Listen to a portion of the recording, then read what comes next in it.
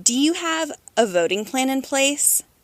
Do you have a backup voting plan in place? Do you know how, when, and where you're going to participate in this November election? Talk to your friends and loved ones about their voting plans. Figure your voting plans out. Check out to see if your mail-in ballot requires the signature of a witness or a naked envelope thingy or really anything else. Let's make sure your vote counts this November. Hello, ducklings! This is Blanche Debris, and you're listening to the Pastie Tapes, a burlesque podcast by Show My More, the steamiest Asian dumpling. Thank you so much for listening to this episode of the Pastie Tapes. I am your host, Show My More, the steamiest Asian dumpling, recording live today from under a blanket in my bedroom in Chicago. If you follow me across social media, you know that I am deep in this election cycle's doom scroll and all of that. I think voting's super important. If you need help figuring out your voting plan or finding ways to get involved, hit me up, or I made a handy links page at showmymore.com/donate-vote-act, and you'll be able to have some handy information there. Please, please, please figure out how you're going to vote in this November's election. Okay, in other fun news, I am running a little giveaway on the Pastie Tapes Instagram. That's at the Pastie Tapes. All you have to do is mail something to my P.O. box, and I will mail you a sticker that says the Pastie Tapes, or a sticker of myself, or maybe even both. You just have to mail something to my P.O. box, and I will mail you something in return. This way, you can support the USPS, and you can support the Pastie Tapes, and you'll get a really cute sticker or two back. You can mail it to Show My More at P.O. Box 47559, Chicago, Illinois 60647. Again, everything is on the Pastie Tapes Instagram. Just follow the Instagram, see the instructions, and you'll get a really, really cute sticker. I would love to have mail from you. Whenever I check the P.O. Box, I get super excited when I have mail in there, so send me something and make my day. Let's jump into today's episode. My guest today is someone who constantly pushes for me to be better. She's someone I absolutely adore. I love seeing her perform. I love just talking to her. I also think she is such a great instructor. Today's guest is an award-winning, headlining burlesque performer who has launched audiences to their feet from coast to coast.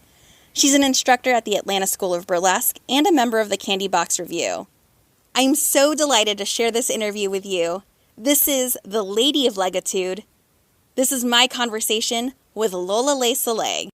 Lola LeSoleil, thank you so much for being on this episode of the Pastie Tapes. Well, thank you, darling, for inviting me. I'm very glad to be here, and I'm glad to say hi to all of those glittery ears out there. I don't know if you know this, but you have given me such a solid foundation in burlesque with all of the advice and cheerleading that you've given me. And so I just want to say thank you and start there. Well, darling, thank you very much. And it has been a pleasure getting to know you and seeing you evolve and grow just exponentially. You're like this, you're like a supernova that just kind of went kabam. And I'm just over here on the side going, yeah, that's right. Get it. All of this. What? Number 4? Yes. You know, that moment in Pinky and the Brain when Pinky says, what are we going to do tomorrow night? And Brain says, try to take over the world. You had one of those moments where you're like, oh no, I'm going to be amazing. I'm going to take over everything. And I was like, yeah, I believe her. I co-sign all of this. Yes. Thank you. Thank you. Okay, anyway, enough about me. Let's jump in and talk about you. Okay. Wait, what? Aries to Aries, all about me? What? Right. I've been talking for 5 minutes and none of this has been about you. Really, the Pastie Tapes is just my excuse to just talk about myself and take all this advice and not share it with anyone. Yeah, that's right. I see you. I heard that you first fell in love with burlesque after seeing Jubilee in Las Vegas before it closed. This is what kicked off your obsession with costuming, not burlesque necessarily, but costuming, right? You can go online, go on YouTube, and you can search Jubilee, and you can see videos from what the show was. It was at Bally's Hotel, which is one of the simpler designed hotels, but it housed what was like the last of the opulent over the top, extravagant, iconic Las Vegas glittering showgirl shows. So, I mean, it had a reenactment of the sinking of the Titanic. That was like their signature thing that they did every single night. You know, statuesque performers with 10, 12-foot headdresses that weighed lots and lots of pounds, and cascading feathers and cascading rhinestones and perfect synchronicity and illuminated staircases and singing. And it just filled my eyeballs and filled my soul. And I'm like, why am I not doing this? I meet the height requirement, but not the dance ability, but whatever, it's fine. But yeah, after that, talk about having stars in our eyes. And that really was it. I was like, how do I get these feathers and rhinestones just dripping off of me like this? Because I feel that I need it in my life. Also, there weren't enough chorus girls that looked brown like me, but that's kind of been the life that I've lived. It's just a thing. Representation, it's a thing. Another couple of years after that, I was at a blast-off burlesque show with some other friends, and I was like, this right here. And my friend Heidi is sitting next to me, and I'm hitting Heidi on the arm, and she's like, stop bruising me. And I'm like, but this is what I want, because I was in a salsa group with her. She's like, well, okay. I can introduce you to one of the performers if you'd like. And I'm like, yes, please, thank you. And it turned out to be Tallulah Love. And I met Tallulah, and I just was like, this was fantastic. And everything was so beautiful, and it was funny. It like had so much passion, and it had humor. And we can put sexy and funny together. Well, yeah, I mean, I knew that, but like to see it live, how do I do this? How do I get those costumes on this body? She's like, well, there's a class series that I teach. It's called the ABCs and 1, 2, 3s of Burlesque with Sirens of the South. And I was like, come on, I have money. I'm giving you money, and I'm going to do this. So I think that was like in May, and I started taking the classes in that fall. And now here we are. And here we are like 10 years later.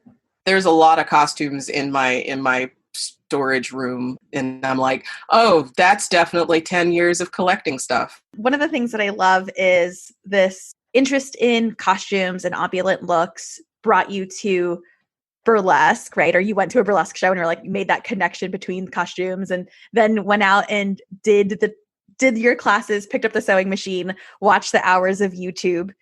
And today, or now, right, in your pedestrian life, you're a film and TV costumer. Funny how that worked out. So I worked for almost 20 years for the same company, which was an educational music products company. In 2015, I lost my job, but my salsa bells and I was also a member of a salsa ensemble for 10 years. They were at rehearsal, and they'd been to my shows. They'd seen Lola perform. They enjoyed me, and they're like, why don't you go into costuming? And I'm like, no, I couldn't do that. Costume designers are really fancy, and they do like movie stuff, and I don't know how to do that. And I just know how to put snap tape and stuff and rip clothes off on stage. How would that translate to anything? The governor of the state of Georgia at the time created a program called the Georgia Film Academy. Like, if you're wanting to get into film, it's one of those questions like it's like you're looking at a box and like, how do I get into this box? Because the state of Georgia's,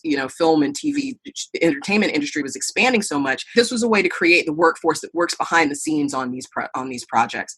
And that's what I did. I started in that. Frequently, people had no idea that I was an intern, because I had almost 20 years of sales and management behind me. So I was not, a starstruck teenager coming in there, unfocused or having to learn or, getting their chops in the workplace. I wasn't that. Right. My manager brain kicked in, but it's the same as anything else that I've done, because I've always been a musician, always been an artist. You need to be there early. You need to get it as right as you can the first time and pay attention. So much of that, it was just, it's like, and then it was just also kind of getting out of my own way. I'm glad that you've mentioned this, because other people have mentioned this to me. Talk to me more about your salsa group and how that influenced your burlesque and how you burlesque.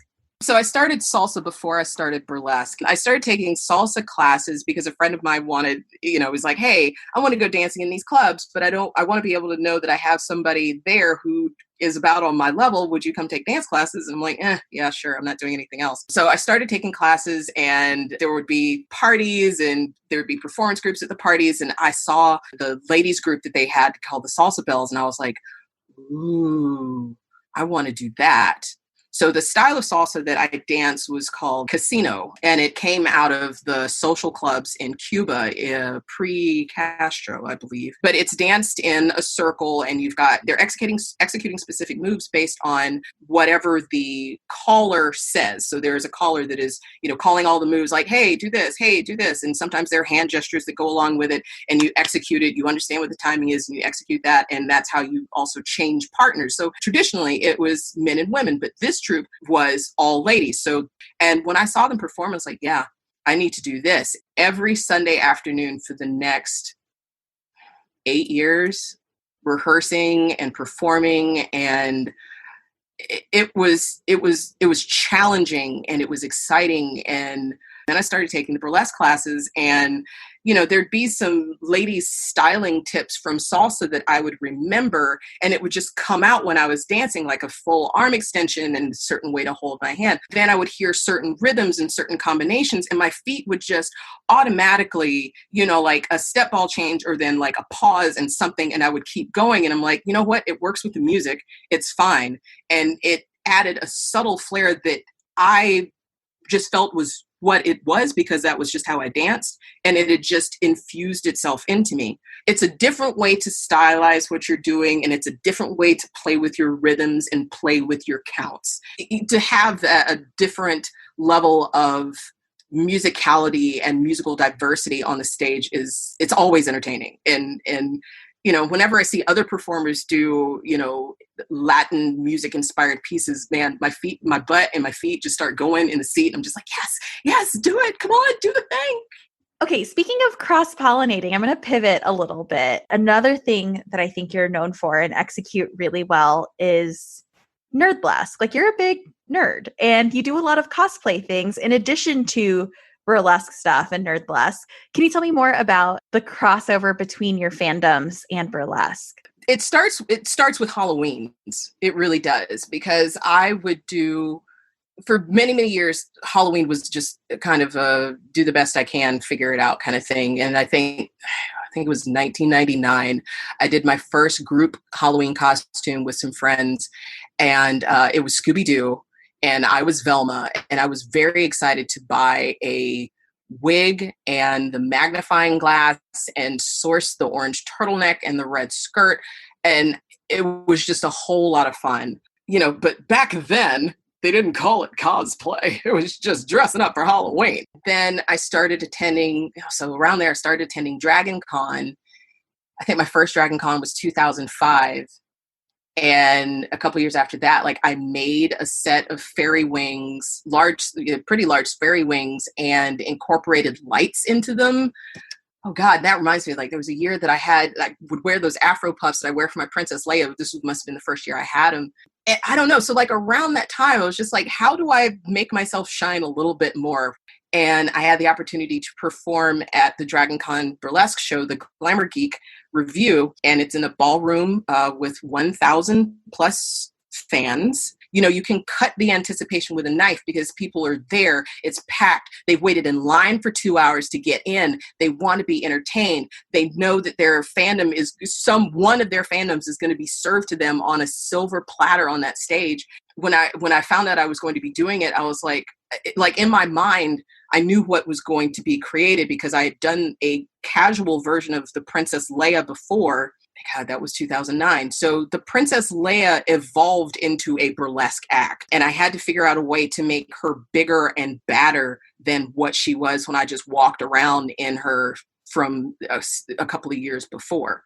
So that was definitely something. It was interesting because like the original costume was just a rubies off the rack costume. But I remember the first year I wore that. Dragon Con is, 50, 60, 70,000 people walking around shoulder to shoulder. So many people would stop and take pictures of me because Princess Leia was one of my idols as growing up. So it was like Princess Leia and Miss Piggy and Wonder Woman and Carol Burnett. Those were my touchstones. When I imagined my Princess Leia, I was like, well, I get the buns, and I've always loved the cinnamon bun hairdo, but my hair doesn't do that. My hair is kinky, so I need to make my Princess Leia look like what I can do. So that's where those Afropuffs came in, and they sit on the side of my head, just like our dear beloved departed Princess Leia. And it just kind of grew from that. But people were stopping to take pictures because I guess seeing a Black Princess Leia didn't happen very often because, Dragon Con was, predominantly, non-POC. I'll just go ahead and say it. It was my fierceness and, just, yes, I am here. I am doing this. And it also happened that year that my buddy Ed was dressed kind of like a steampunk Han Solo. So people would see us together and they're like, oh my God, we got to get pictures. And I'm like, yeah. And like the best moment of that Dragon Con was I was walking through and there was a Black mom and her little boy was dressed as Batman. And they came up to me and she said, we have been following you for a while. He wants to get a picture of you. Is it okay? And I looked down at this little Black Batman. Oh, I'm getting emotional. And he's like, you're so pretty. He's like, you're so pretty. I was like, thank you so much. You are a very strong looking Batman. I said, do you want a picture? And he said, yeah. And I got a picture with him and it just, it meant a lot in that moment because I was representation for him and he was representation for me with his little 4-year-old self and for his mom. And she thanked me so much for, being a character that she knew, but now it was packaged in a way that she could relate to and really appreciated. And so, it was deep. So Princess Leia ended up being a striptease act after that.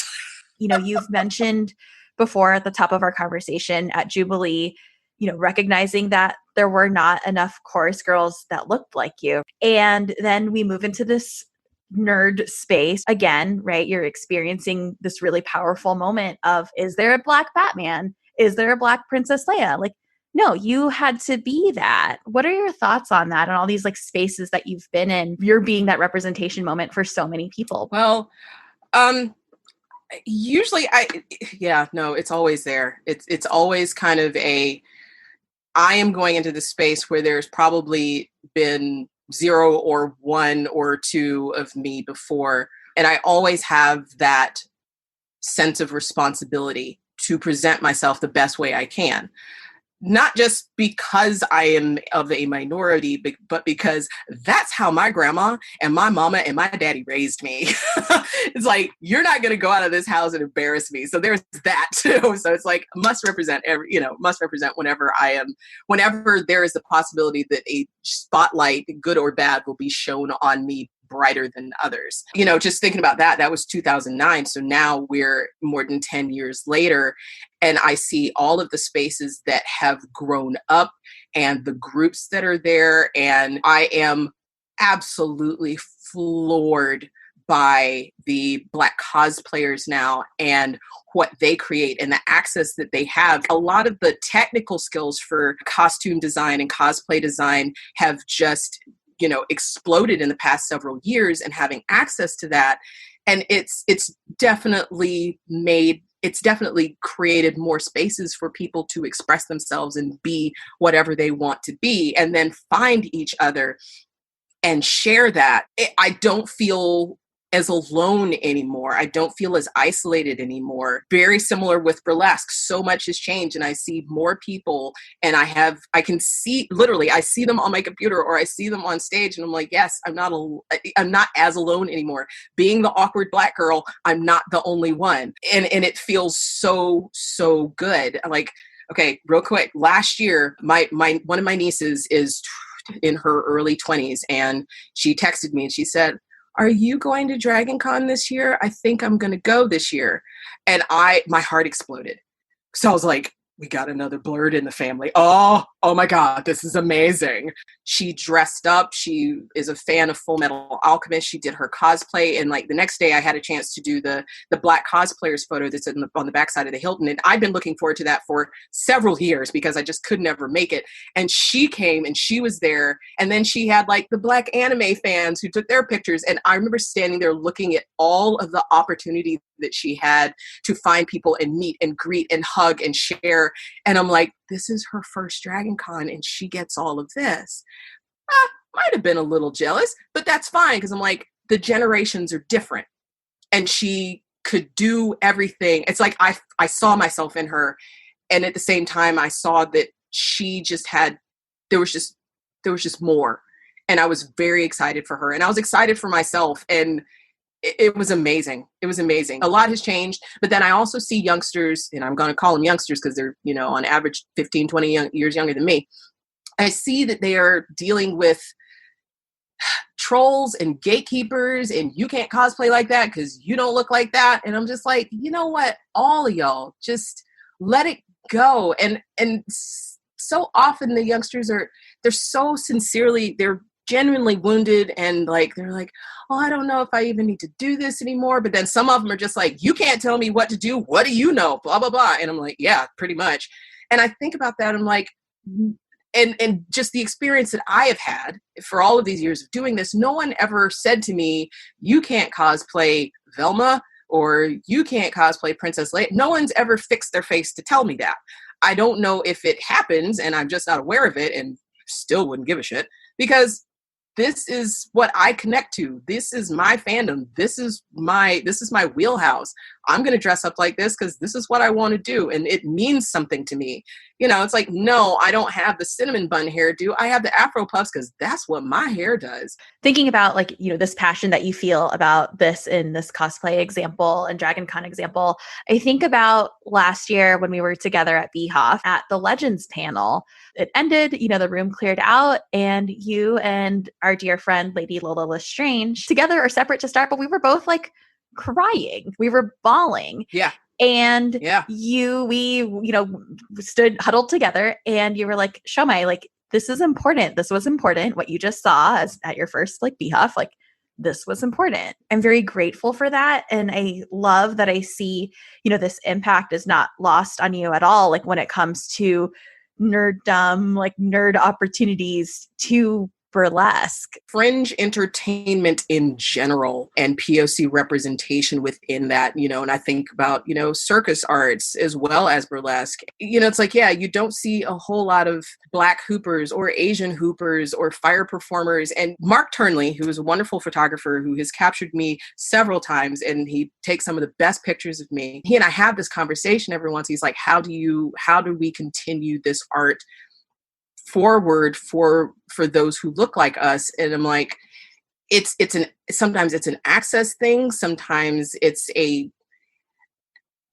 does this art challenge folks' morals too much? I believe sometimes it comes down to access and then what they're seeing on stage. If they don't see what looks like them, then they're gonna not be as interested. And then you get the trailblazers who are like, yeah, no, be the burlesque you want to see, and they put themselves on stage. It just feels like there's not enough of us, but we are here. We have to continue pushing. We have to continue creating. There's not a whole lot of us, but we've always been there, always. We just may not have had the same side stage or may not have had the same microphone or access to the microphone or be, as broadly promoted or advertised to a larger, wider audience. But we've always been there. Absolutely, we've always been there. Okay, I'm like in my apartment that has no lights on right now and I'm crying. Like it's okay. Seeing you see the Legends panel, I think was really powerful for me. Of our burlesque legends, like who inspired you? Who's been important to you personally? Tell me about your love of the Legends. My inspirations for sure, and she was an inspiration and I didn't know it because I hadn't met her at the time.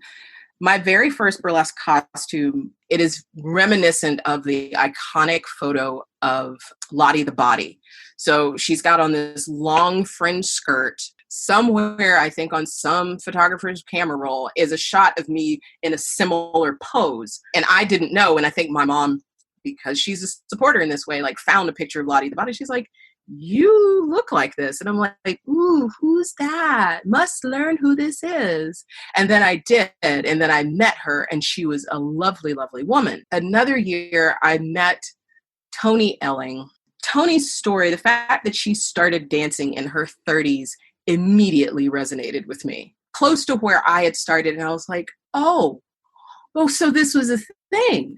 So you could do this. And she had left a career to start dancing, and she had wonderful relationships. And to listen to her tell her story and giggle and, show that cheek and be wise and witty and all of this, I'm like, this is the grandmother. As much as I love my grandmother, I'm like, this is my spiritual grandmother. This is the one who puts a hand on my shoulder and tells me that I'm doing a wonderful job taking my clothes off, and that she enjoys watching me perform. My own grandmother is like scandalized by fringe, and she feels that fringe should only be worn by those salsa dancers or those people, those ladies on Dancing with the Stars. My grandma, like I said, she's almost 100 years old, and she's Southern, and there are just some things that a lady just doesn't do. So yeah, she would be wholly scandalized by me taking off my clothes, but not Toni Elling.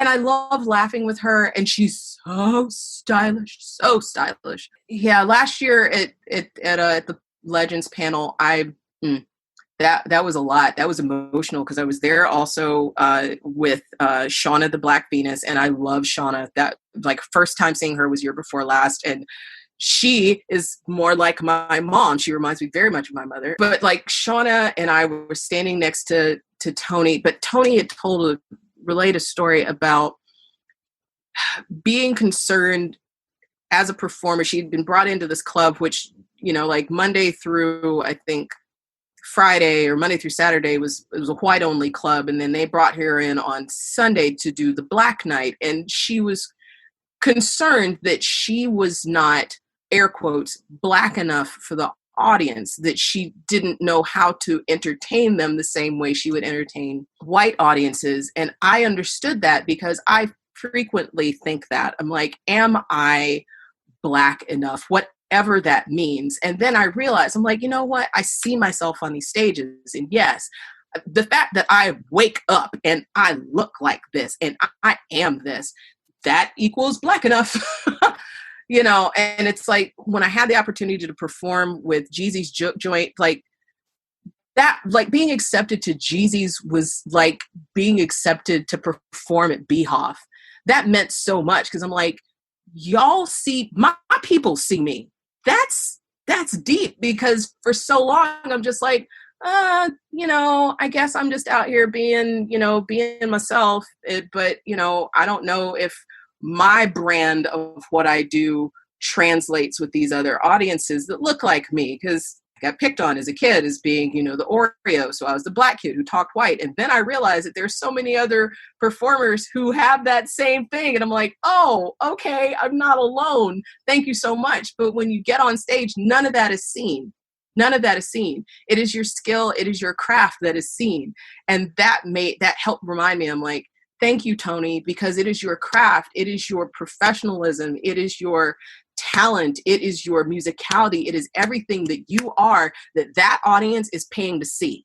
That is what they are there for. They don't care what you sound like. They don't care that, you actually love Professor Elemental, which I personally do. They don't care about that. They want to see you as the entertainer. Accept it. Do your best on that stage, and they will appreciate you. So just like having that moment with her and hearing her tell that story, I started crying, because I didn't know that anybody else from a previous generation would have experienced that. But it makes sense when I thought about it, but it meant so much to hear her say that. And I just, she is a treasure. Okay. Thank you for sharing that. That's incredibly powerful. And, I said it over the summer. I'll say it again. That panel was important, and you're important, and us being there, witnessing that, important. Oh, The act that you did when it comes to access and being visible, you did an incredibly powerful act at the Burlesque Hall of Fame a few years ago. You did your stood up act. What was it like bringing your brand of burlesque to that stage with that act? When I submitted that was, I think, the third or fourth time I had submitted something to the showcase. So ridiculous me. The first year I submitted anything, I had never attended BHOF. I had no idea what it was. And I submitted an act. And then the following year I attended it. I was like, oh no. Oh yeah. Oh no, I have absolutely no business on this stage. What I submitted was, no. Oh gracious. What was I even thinking? But I tried again in subsequent years. And I think that stood up act resonates with so many people because of that story, that the story of waiting for that blind date that doesn't come, and then you find your solace with your music and by yourself and within yourself ultimately. Because I've lived that, the whole being stood up for a date thing. I've lived that once or twice, maybe. When I created that act, I had just come off of foot surgery. So I wanted to create something where that wasn't dance heavy. The idea of bringing something that I didn't feel was quote unquote big enough for BHOF did kind of give me jelly knees for sure. But like the idea was, I want to tell my story. I don't want to have to put shoes on for too long. And I want this to be a love letter to my 16 or 17-year-old self.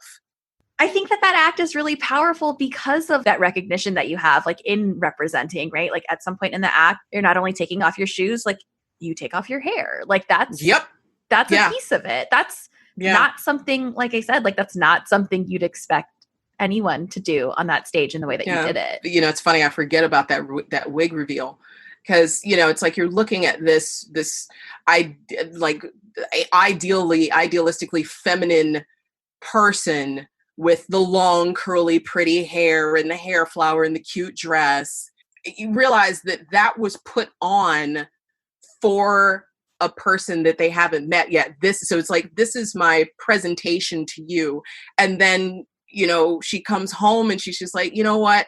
This is not it. This is not working. I don't want this. I'm not wearing this. I'm going to put on, just a t-shirt and take off this stupid binding ass corset. Who is this for? It's for a person who didn't show and doesn't deserve it. I deserve myself. Thank you very much. Yeah. So yeah, I'm already there. Yeah, absolutely. It's like doing so much to look perfect and to look precious and to look cute and alluring and no. I hadn't thought about it in that way. Thank you for giving me a different insight to that. I appreciate that. Yeah. On that note, right? You're definitely a ham. You call yourself a ham. You've called me a ham. We're hams together, but we're also sexy hams. Sexy hams. You know what? I'll give you this, and it's interesting because there's something about Ray Gunn and Bazooka Joe, so Stage Door Johnny's. Ray Gunn has a show called The Vertical Side Show that he produces in Chicago, and he had seen me perform, and I'd seen him perform at, festivals and events and stuff. A couple of years ago, he reached out to me to come up to Chicago to perform with Vertical Side Show. They were doing like a steampunk inventors show. So the concept was that there were inventors and there were inventions, and he wanted me to be an automaton. And this is the first time I had experienced being assigned a specific concept for a show. I can do like, okay, we're going to do, working girl show or food theme show. And I'm like, oh yeah, cool. I could do that. But for a producer to say, this is what I want from you, figure it out. That's pretty much what Ray did. That is what Ray does. My automaton story was that she came to life and discovered that she had a heart and gave away pieces of her heart, and that broke her because she was pulling all the gears out of her heart. And then once she breaks, she sheds the mechanical skin and realizes that she is human. And I had to come up with that by myself. But I reached out to my friend Amy, who made the stood up, get down dress. I reached out to her and I was like, this is the idea that I have for this dress. What do I do? I think I want it out of XYZ fabric. How do I design this? And I still have her drawing and her sketches, and she helped me. I sewed it, but she helped me understand how to use, like what kind of structure I need to have underneath in order for the pull to come out. And I'm using neoprene because I wanted a sheen on the costume, but I didn't know how to do it. That costume was a lot of work. And John created the mechanism that I put inside the dress that is the steam or the smoke that comes out of my heart once I break it. So he was very helpful creating that. Did a lot of YouTubing and a lot of looking up of how to make the mechanism small enough to fit into a pocket that I put on the dress, and where was I going to put the on-off switch so that I could hit it at a certain point in the costume. But, I was so proud of that. And then I see, these other technically complicated and complex costumes. I'm like, mine is really lame compared to all that. But I have to let it go because it was a beautiful piece, and Ray challenged me, and being in that show meant so much to see all the other creativity. And the fact that Ray reached out to me, wait, you know what I do? I'm a goof. But Ray also is not going to let me get away with, dismissing myself. He is another gentleman that I feel is a brother that he's a brother from another mother. He gets on my nerves like a brother does. But at the same time, he'll needle me. But at the same time, it's like he sees that there is more that I can draw upon to create.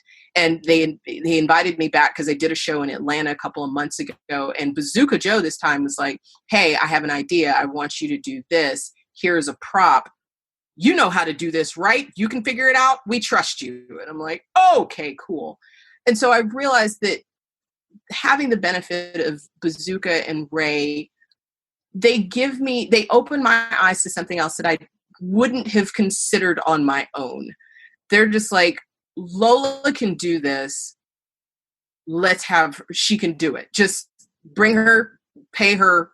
She's going to do it. It'll be fine. It'll be great. And we'll be pleased with what she does. Although I'm always second guessing myself. I'm like, was it okay? Was it good? Was it what you needed? Was it fine? But the audience is happy and they're pleased. So I'm like, okay, clearly I did it right.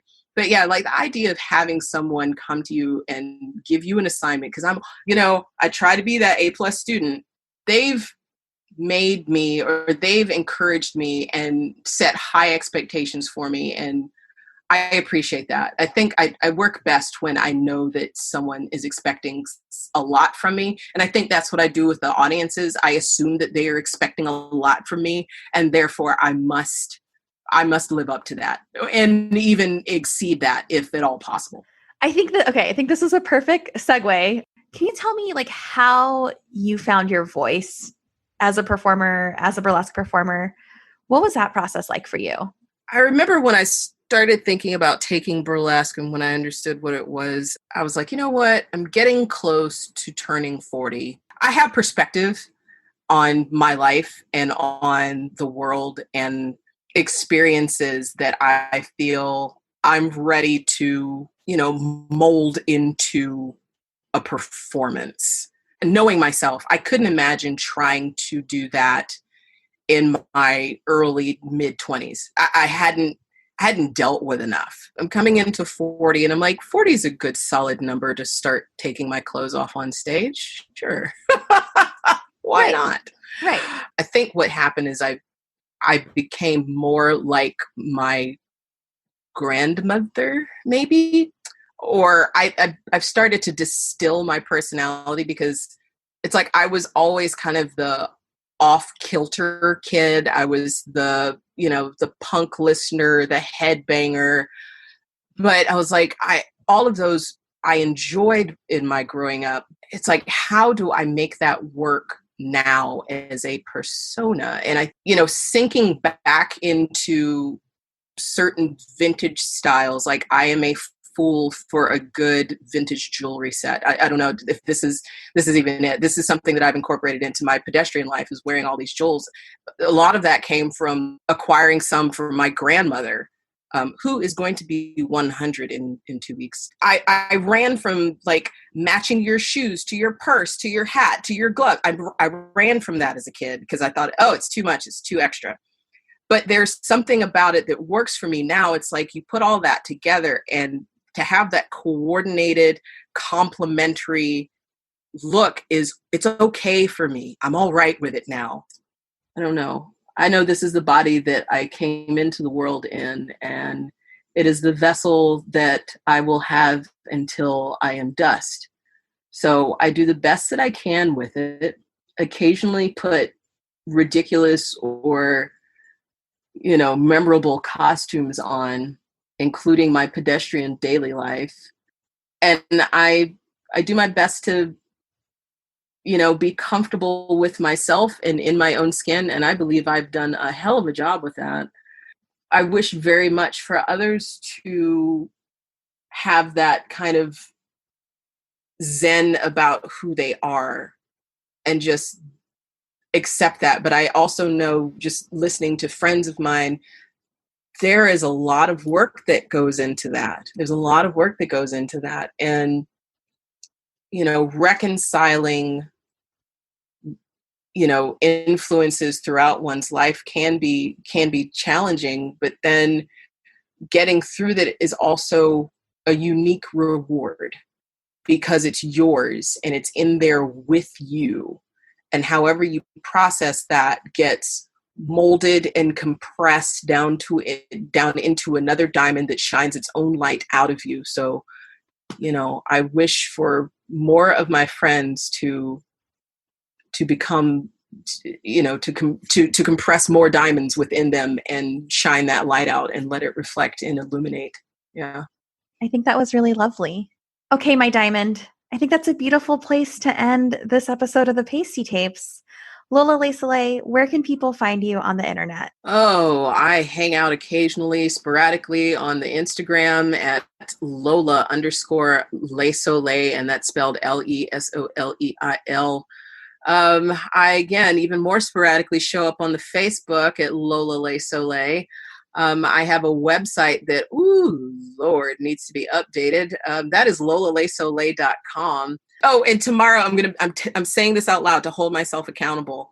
I am going to post a surprise from my burlesque graduation. It's going to be on the Instagram. I'm going to post it, and just, I don't know when this is coming out, but it'll be a thing. It'll look back. Yeah, you can look back like 3 months from now. You can look back on it and be like, oh, that's what she's talking about. Her burlesque anniversary little surprise thing. Yeah. Lola, happy birthday. Thank you so much for being on this episode of the Pastie Tapes. Love you, babe. Bye.